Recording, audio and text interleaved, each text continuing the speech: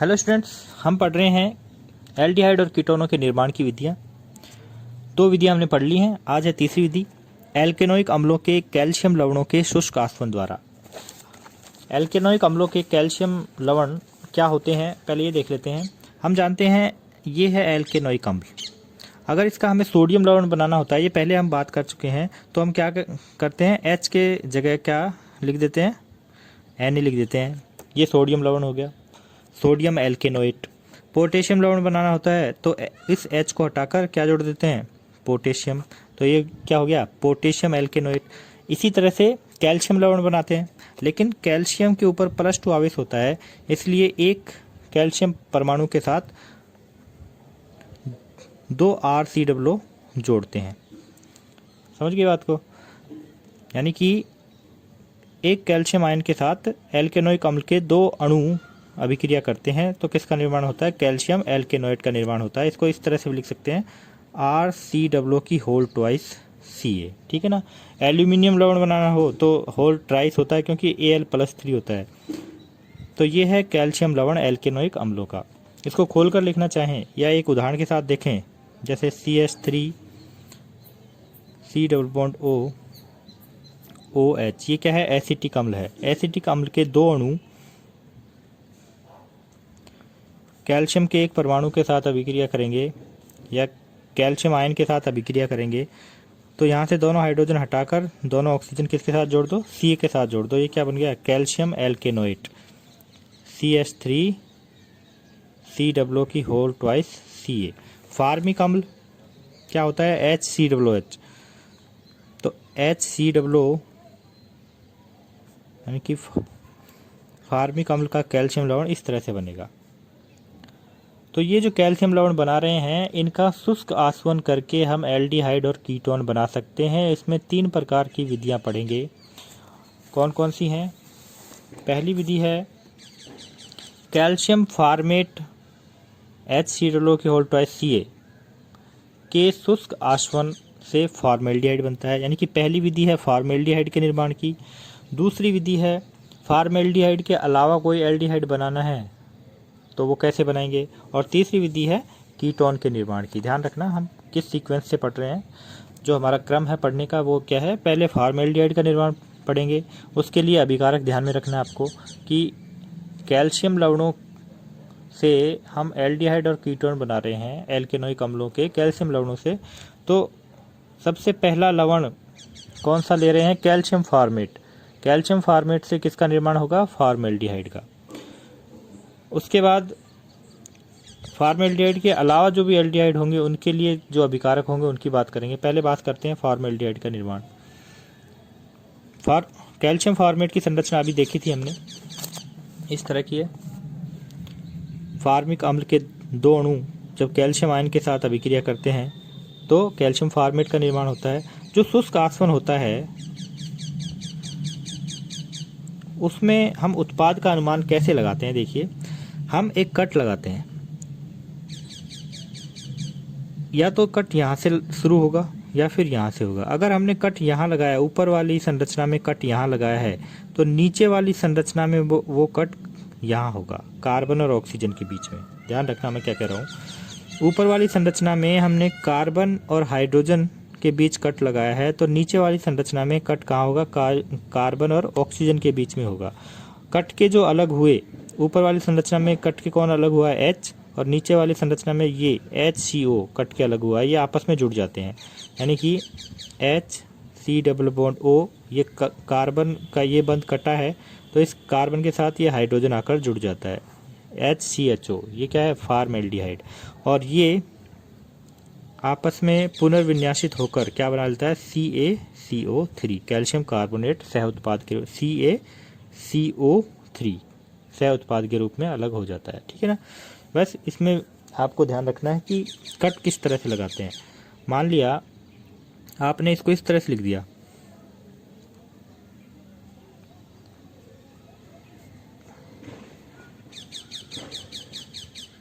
और आपने यहाँ से कट लगा दिया, ऊपर वाले में कार्बन और ऑक्सीजन के बीच में कट लगा दिया, तो नीचे वाले में कहाँ लगेगा फिर वो कट, कार्बन और हाइड्रोजन के बीच में लगेगा।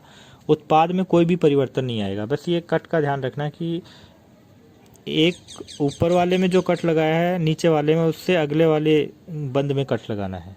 अगर आपने ऊपर वाले में कार्बन ऑक्सीजन के बीच में कट लगा दिया है तो नीचे कार्बन हाइड्रोजन के बीच में कट लगाएंगे। और ऊपर जो कट के अलग हुआ है, क्या हुआ है, HCO, वो किसके साथ जुड़ जाएगा, नीचे वाले के साथ जुड़ जाएगा। तो यहाँ भी क्या बना, फार्मेल्डिहाइड बना, और ये क्या बना लेता है, CaCO3। तो ये है कैल्शियम फॉर्मेट के शुष्क आसवन द्वारा फार्मेल्डिहाइड का निर्माण होता है।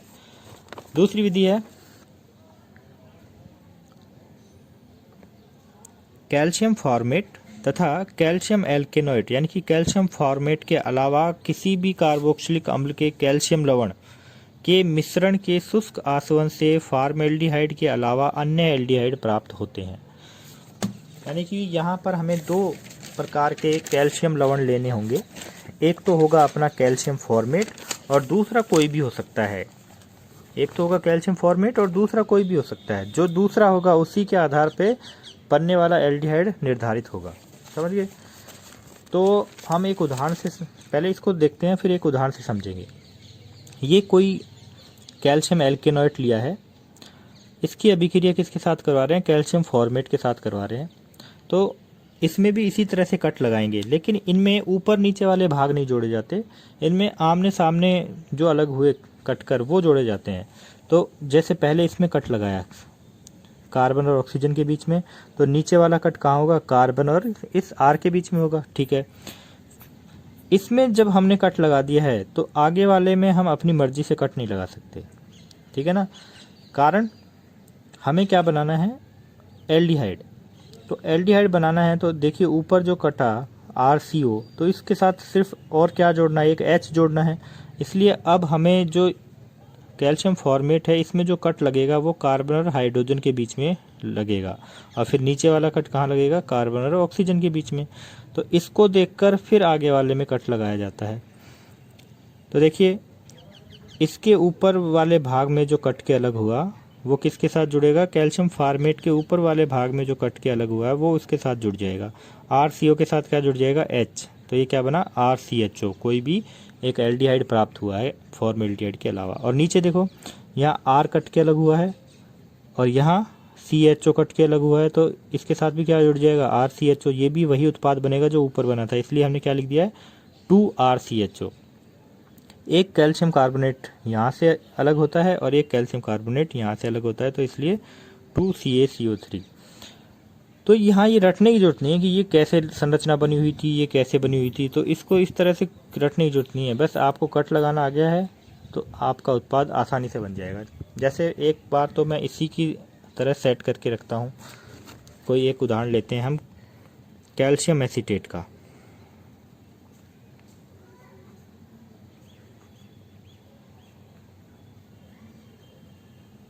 यह है कैल्शियम एसीटेट, इसकी अभिक्रिया हम करवा रहे हैं कैल्शियम फॉर्मेट से।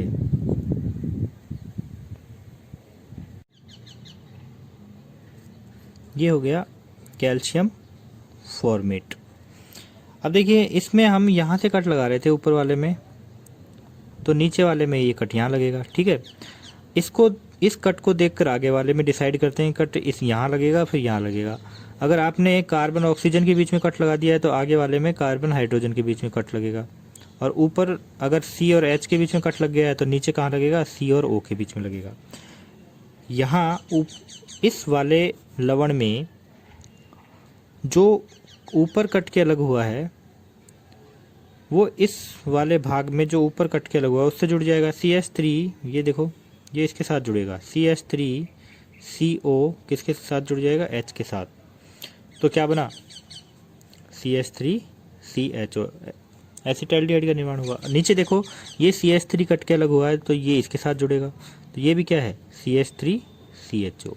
यानी कि दो अणु किसके बन जाएंगे, एसिटाल्डिहाइड के, और दो अणु किसके बन जाएंगे, CaCO3 के।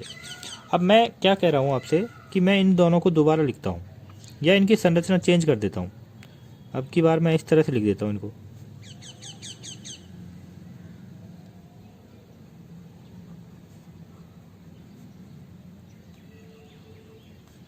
और इसको इस तरह से लिख देता हूँ।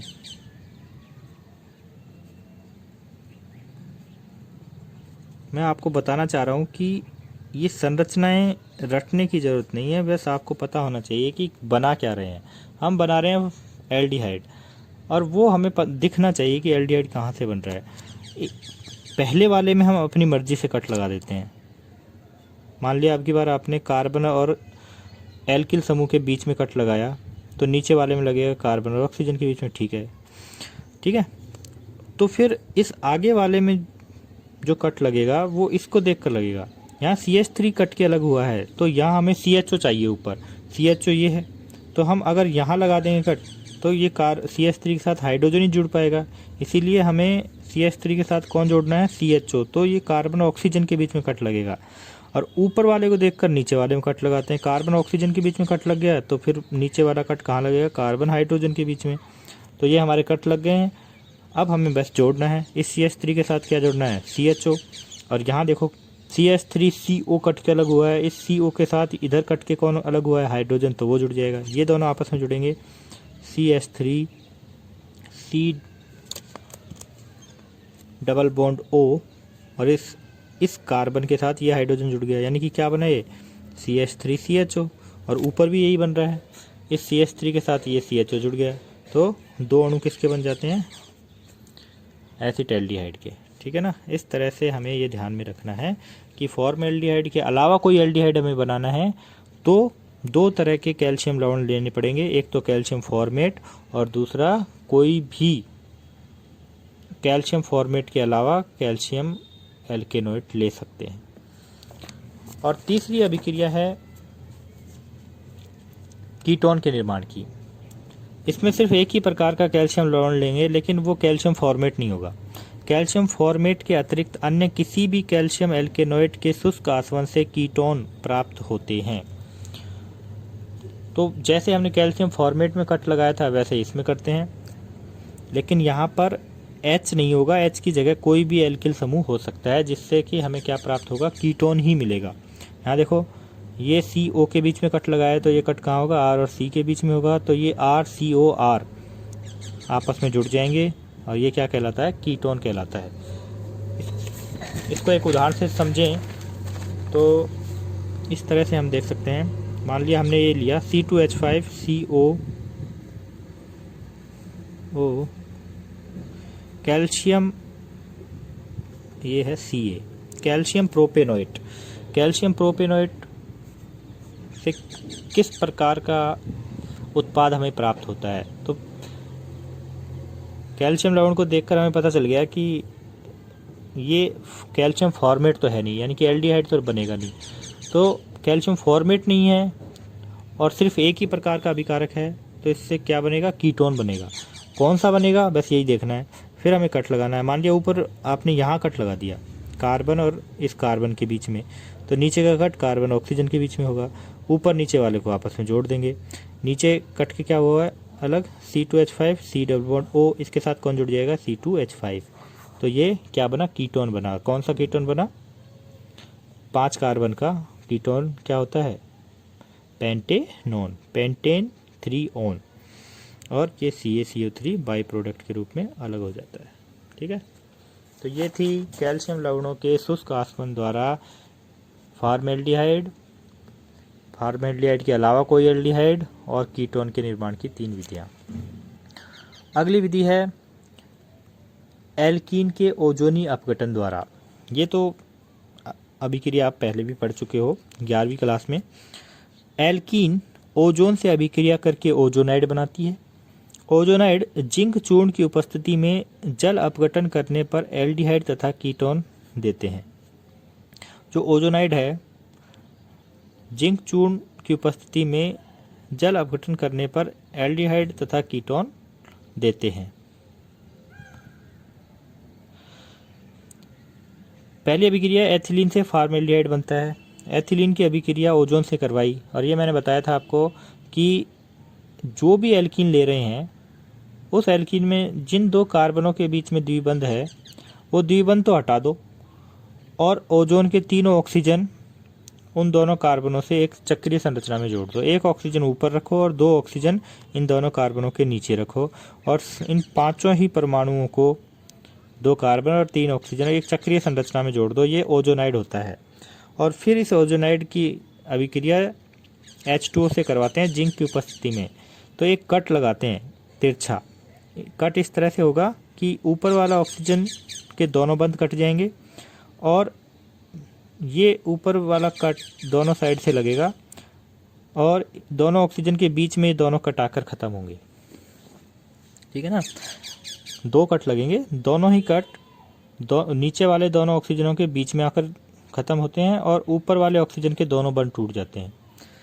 1-2 बार आप प्रैक्टिस करोगे तो ये अपने आप ही पता चल जाएगा कट कैसे लगेगा। हाँ, इस कट को लगाया तो इस तरफ जो कट कर अलग हुआ वो एक उत्पाद होता है, इसी तरह से इस तरफ जो कट के अलग हुआ वो दूसरा उत्पाद होता है। तो देखो इस तरफ कट के क्या अलग हुआ, CH2O, ये आपस में पुनर्विन्यासित होकर क्या बना लेता है, फॉर्मेल्डिहाइड CH2O। यानी कि यहाँ से इस कार्बन का ये बंध टूटा तो कार्बन की संयोजकता खाली हुई, ऑक्सीजन का ये बंध टूटा तो ऑक्सीजन की संयोजकता खाली हुई, तो कार्बन ऑक्सीजन ने एक बंध और बना लिया, तो ये क्या बन गया, फॉर्मेल्डिहाइड। इसी तरह से यहाँ देखिए क्या हुआ, CH2O कट के अलग हुआ, यानी कि ये भी फॉर्मेल्डिहाइड का ही अणु है। तो यहाँ हमने क्या लिख दिया, 2 फॉर्मेल्डिहाइड के अणु प्राप्त होते हैं।